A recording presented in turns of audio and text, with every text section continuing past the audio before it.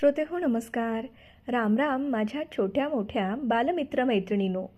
कसे आहात? आनंदात ना? बालमित्रांनो, आज आपण आधुनिक नीतिकथा ऐकणार आहोत. कथेचं नाव आहे चालत रहा. चला तर मग ऐकूयात. भगवान बुद्ध एकदा पर्वतीय रस्त्याने जात होते. दुपारपर्यंत एखादे गाव लागेल अशी अपेक्षा होती. सायंकाळ होऊ लागली. त्यांचा प्रिय शिष्य आनंद त्यांच्यासोबत होता. तो खूप थकला होता. बुद्धसुद्धा थकले होते.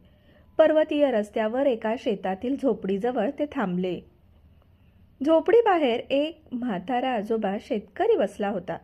त्याची म्हातारी आजी तिथेच बसून चरख्यावर सूत कातीत होती. त्यांनी आनंदाने विचारले, "येथून गाव किती अंतरावर आहे?" म्हातारे आजोबा म्हणाले, "असेल 4 मैलांवर." 4 मैल ऐकताच आनंदचा चेहरा पडला. 4 पावले टाकण्याचे त्याच्यात त्राण नव्हते. भुकेला, तहानेला आणि दुपारचे ऊन. म्हातारी आजीने त्यांना निरखले. चरखा चालवणे थांबवले आणि म्हणाली, "अहो, जरा शुद्धीत राहून बोला. ते किती थकले आहेत." आणि मग ती आनंदला म्हणाली, "अरे मुला, बाळा, 2 मैलांवर गाव आहे." म्हाताऱ्या आजोबाला म्हातारपण लागलं आहे. आनंदला थोडी हिंमत आली. तेव्हा बुद्ध हसले. ते दोघे पुन्हा चालू लागले. रस्त्याने आनंदने विचारले, "तुम्ही हसलात का?"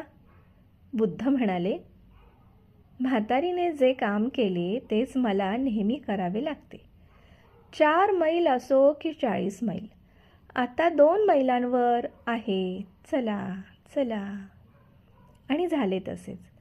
2 मैल आल्यावर गाव लागले नाही. तेव्हा एका वाटसरूला विचारले, "भाऊ, गाव किती अंतरावर आहे?" तो भाऊ म्हणाला, "आहे 2 मैलांवर." नंतर 2 मैल चालल्यानंतर देखील गाव लागले नाही.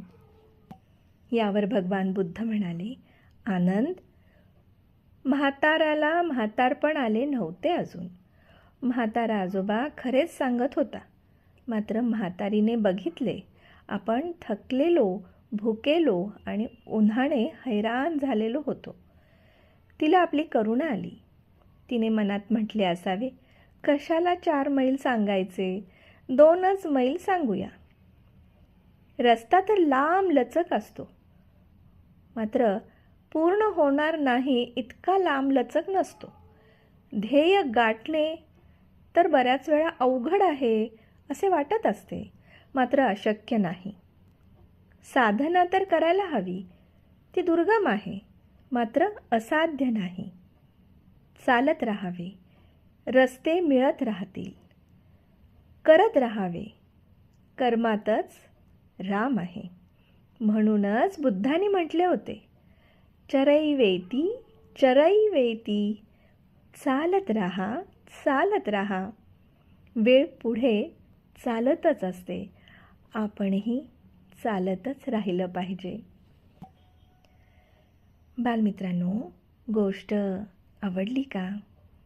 आपल्याला ही गोष्ट सांगितली तुमच्या अर्चनाताईने, म्हणजेच अर्चना अभिजित भांडारकर. उद्या आपण भेटणार आहोत नवीन गोष्टीसह. त्यामुळे न थकता चालत राहण्याचा विचार करूयात आनंदात. जोडो भारत, वंदे भारत. धन्यवाद.